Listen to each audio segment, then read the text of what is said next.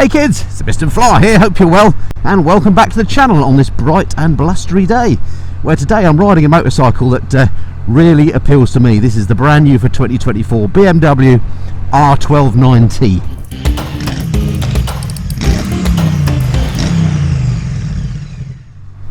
So it's some time since I rode the bike that this replaces, the R9T. I think it was about 2018 when I last rode one of those, a bike that I always loved. Well, it's 10 years since that one came out, and to celebrate that, BMW brought out this, the R12nineT. Slightly confusing name, but we'll go with it. And they've made some quite major changes to the bike. Not so much to the engine, although I'm sure there's been a few tweaks. More to do with styling, geometry, frame, that sort of thing. But before we get into all that, let's take a look at the new bike, shall we? Okay, so here she is in all her green majesty. A really nice looking bike. I mean, the old R9T was a lovely looking bike as well, but this one equally nice, if not better. I don't know. I'm not sure if it's better or not. See what you think. Anyway, here we go. New tank is a very different shape. It's got these big sculpted out bits here, which are great because it means that it makes the tank very narrow, so you can get your legs in behind there, and it helps with getting your feet on the deck. So, and it's got this lovely brushed aluminium bit here. Something I do like about this tank is now it doesn't have those big dimples on the old R9T. There are big dimples there, so you could turn the handlebars in and out. I didn't like that feature very much, so that's gone. We've got these new R12 badges in there to sort of distinguish it from the outgoing model. And here we can see some of this new trellis framework as well that this bike's got, which is completely different to the outgoing machine. There's that lovely Boxer engine, which is the air-cooled version, or air and oil-cooled I should say, not the liquid-cooled version that you get on the new GS. Of course, you've got a shaft drive, so no chain maintenance to worry about. Coming around the back end, sorry it's got a little bit dirty folks at BMW. Very nice seat as well, nice and comfy, nice and padded. I do like the look of this back wheel. Nice bit of machining on there, a little bit hidden behind the exhaust pipe. The twin exhausts look good, but nice single-sided look. Lovely wheels. And what else in terms of styling to look at? Front headlight, all LED, and yeah, nice machine. Does it look better than the outgoing R9T though? I don't know, leave that to you to decide, a very subjective point. Alright, enough looking at it, let's get back on it. Okay, welcome back aboard folks, and well, I think you'll agree, a lovely looking machine, and that's all very well, but how does she ride? Well, I'm very lucky indeed, because I'm actually the first person to ride this bike. This is Bahnstormer at Maidenhead's demo bike, so you can ride this now if you want to. You can phone up and book yourself a ride on this. But I'm actually the first sort of member of the public to ride it, so I'm chuffed about that. So thank you to those guys for making it available to me. And what are my first impressions of the bike? Well, it feels pretty familiar actually, although it was a long time ago, as I say, since I last rode the R9T. This does feel, you know, quite similar. I might be leant forward slightly more than you were on that bike, and maybe the handlebars feel a little bit wider, but it's a comfortable place to be. It reminds me a bit of the seating position on my Triumph Speed Twin, which of course this is a competitor to. Now, if you've seen my channel before, you'll know I'm a big fan of sort of classic retro style bikes, and this bike certainly appeals to me. I not only own a Triumph Speed Twin, but also a Kawasaki Z900 RS, which is the other main competitor to this, so it's really interesting to ride this. This bike is a little bit more expensive, we're going to pricing in a minute, but it has got an awful lot more in terms of electronics and facilities and functions on it. So while we're on comfort, how's the seat? Well, it feels pretty comfy actually. It's not massively padded, but it's comfortable enough, and it being a bench seat means I can move forward and back. There's plenty of room on it for me, so I'm only a sort of a medium slash shorty sort of fella at 5'8", and it's absolutely fine for me. They've made the bike a little bit less tall than before, so I can get my feet flat on the deck, which is very nice. My legs have got a little bit of a bend in them, not too sporty, but it's not, you know, doesn't make you feel like you're sat on an armchair. I really like the riding position. Handlebars, as I say, feel quite nice and wide as well. Comfy place to be. Next thing I know you're going to be looking at as you're looking at this motorcycle, the instrumentation here. So a change on this bike. This has got a TFT on it, a little tiny TFT. Looks quite cute actually, as TFTs go. I'm glad they didn't put a massive great big one. Oh, speed camera there. I'm glad they didn't put a massive great big one on here. But I have to say, and that's an optional extra by the way, if you want the TFT, you can specify that. If you don't specify that, then you get the twin dials that the original R9T had, which I have to say on this sort of bike I think I prefer. Although that is a lovely presentation, and if you like a bit of modernity, that's something you can spec up. It's nice and clear. But yeah, if it was me, I would stick with the 2 clocks, I think. Switch gear on the bike, all standard BMW stuff as you'd expect. Nothing difficult about controlling it. So if you've ridden a BMW before, then the switch gear on here will be very familiar to you. This particular bike is fitted with the comfort pack, which gives me the heated grips, which are nice today because it's pretty cold out here. Also gives me a quick shifter, which I've just decided to use for the first time. Let's just see how that works. Let's come back down a little bit. We start at second at a slowish speed. Okay, under a bit of load. Up to third, fourth, fifth. Yeah, very, very nice. This quick shifter actually is pretty darn good on here. For a boxer engine, usually they're pretty clunky, but let's just come down the box. Oh, you know what? That's pretty smooth. The engine on here is the air-cooled Boxer twin, so it's not the same unit as you get on, say, a modern-day GS. It's not. I was going to say it's not quite as sophisticated, but clearly they've done some clever work on here because it does feel pretty smooth compared to what I remember the R9T feeling like. Let me just come a bit slower. We'll go through town in a minute and just see what it's like. But I'm just intrigued to see if there's any lumpiness at low speed. No, none at all. I'm in third at 23 miles an hour. It's as smooth as you like. It's not lumpy, it's not surging around. Really, really nice. Unfortunately, there aren't really any great twisty old roads around here. But I can already feel on the bike that in terms of handling, it feels quite a lot sharper than the old R9T did. The suspension on here, fully adjustable, you can see on the tops here. And I suspect this is just set, you know, in its factory settings, and for me at my weight I'm about 74 kilograms at the moment. It just feels nice. It's I don't want to say it's in the Goldilocks zone. There, said it. But it is. It's not too hard, it's not too soft. I like it. Look, feet flat on the deck easily when you come to a standstill. Alright, let's try it on a slightly faster stretch of road. See what she's like in terms of wind protection and so on. Okay, I'm just going to briefly join the dual carriageway here so we can get her up to 70. See what she's like at slightly faster speeds. I don't want to go thrashing this bike because, as I said, I'm the first person from the public to ride it. I noticed on the Odo it's only done something like 40 miles, so it's clearly not run in yet, so I don't want to be going nuts on it. I must say, this engine though, it feels really quite urgent for a boxer. I mean, it feels quicker than the liquid-cooled version of the engine I've got on my old 1200 GS. Let's just overtake this vehicle. Okay, here we go, 70 miles an hour. So of course it is a naked bike, there's no wind protection for you. So I've got the wind blowing straight at my head and at my body.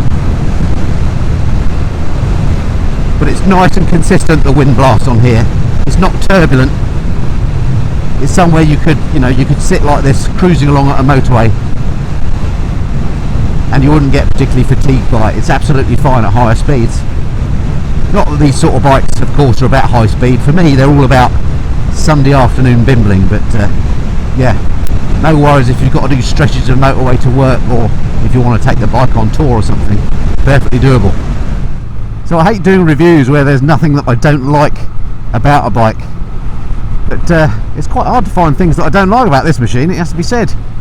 I suppose if I am clutching at straws, and for want to use that pun, the clutch on here is relatively stiff. It's not Harley Davidson stiff, but it's not Triumph light. So maybe there's that.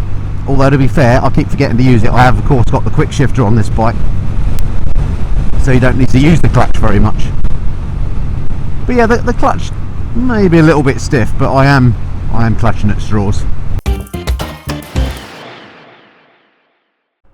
Alright, well no first ride review of a bike would be complete without a quick look at the specs, would it? So let's just start down here with this engine. This is the characterful 1200cc air/oil-cooled boxer twin, the older generation. Of course, shaft drive too, which is very nice. 109 brake horsepower outputs, and its peak power is at 7,000 RPM. 115 Newton meters of torque, or 85 foot-pounds in the old bunny. Brakes on the bike at the front end, Brembo 4-pot calipers on twin 310mm discs. On the back, we've got a BMW badge 2-pot caliper which grips onto a 265mm rear disc. Suspension on the front, fully adjustable upside down forks. And it looks like they come from Marzocchi.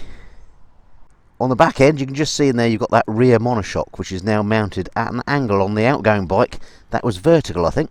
Seat height on here, a nice and low 795mm, easy for shorties like me to get my feet on the deck.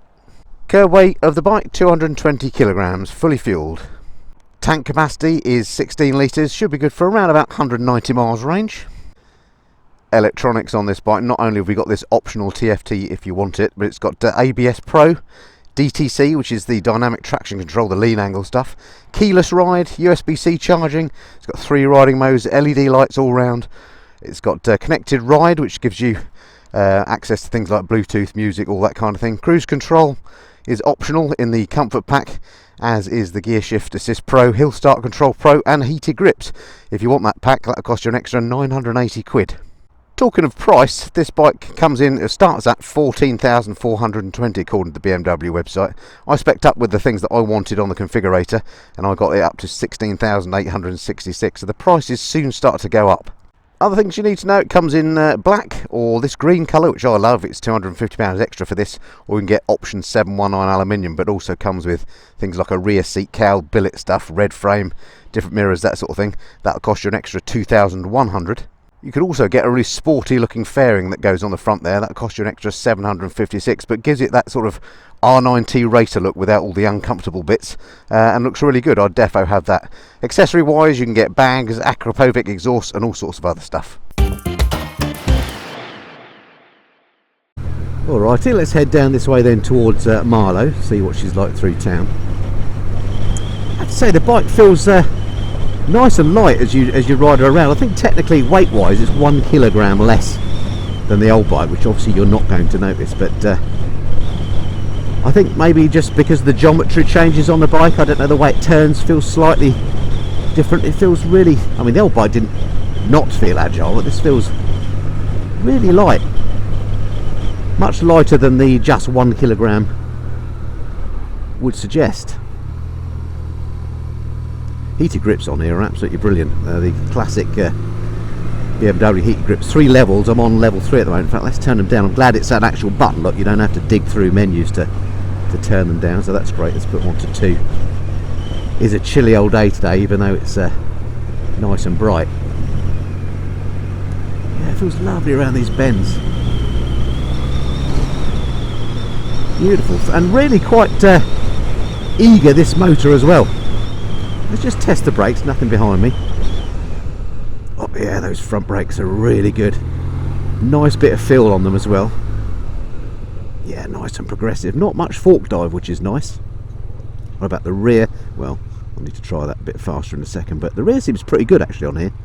Sometimes rears can be a bit rubbish, can't they? But on here, seems alright. Let's just get my feet down. Look at that, flat on the deck, I like that.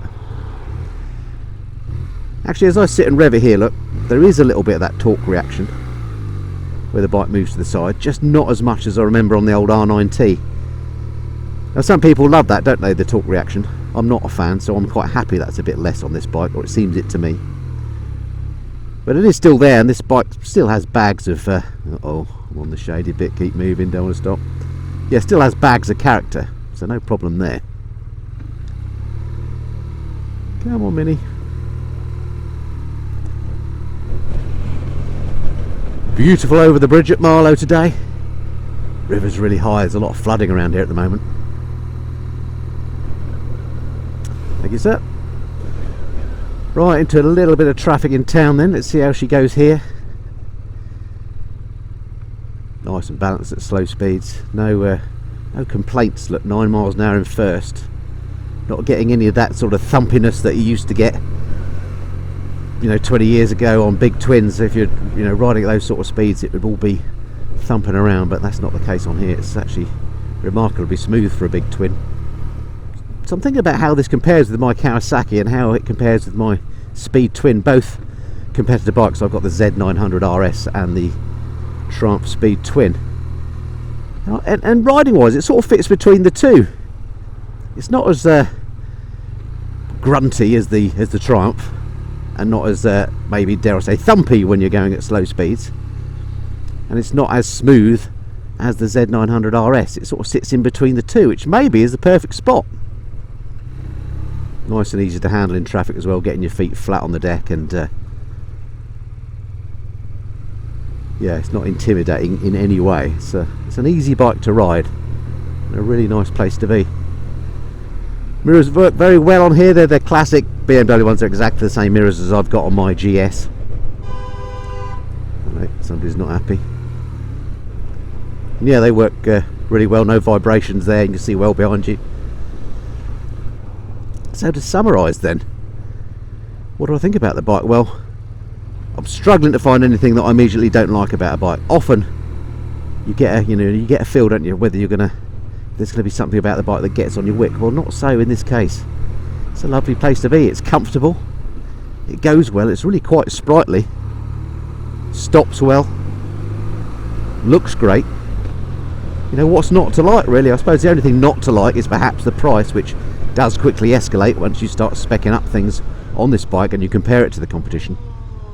Would I have one over the Z900 RS and over the Triumph Speed Twin? You know what, I don't know if I want one over them, but I would like one as well as, because it's a very different bike to both those. BMW have played a bit of a blinder with it. So I'd love to know what you think of the new R12nineT, and whether you'd like to know more about the bike, because if you do, then I may well go back to BMW UK and see if I can get a longer term ride on this bike, because it really does appeal to me, this style of bike, and they've done a really nice job on this from what I can tell on this initial impressions review. I'd like to get to know the bike better, so I might see if I can get one for a slightly longer term and sort of get under the skin a bit. If you'd like to see that, let me know in the comments below and I can probably sort that out. But for now, as you've gathered, it's a thumbs up from me for the new R12nineT. Huge thanks to the guys at Bahnstormer up in Maidenhead for letting me borrow the bike. Go and have a chat to the sales guy, Andy, up there, if you'd like to go on this very bike. It's available for testing now. And I hope you enjoyed the video. If you did, do give me a thumbs up, hit the like and all that sort of stuff. Subscribe if you've not done so already, to please the YouTube gods. And I look forward to speaking to you on the next video. Until then, this has been the Missing and Flyer. Cheerio. Hey kids, we're the Missing and Flyers. On the brand new for 2024 BMW R12nineT. Let's do it again. Is the brand new BMW R12nineT, or R12nineT. Bit of a tongue twister, but anyway, we'll get to that in a minute. Let's do that again. This is the new BMW Retro, the R912. Let's get it again, one more time.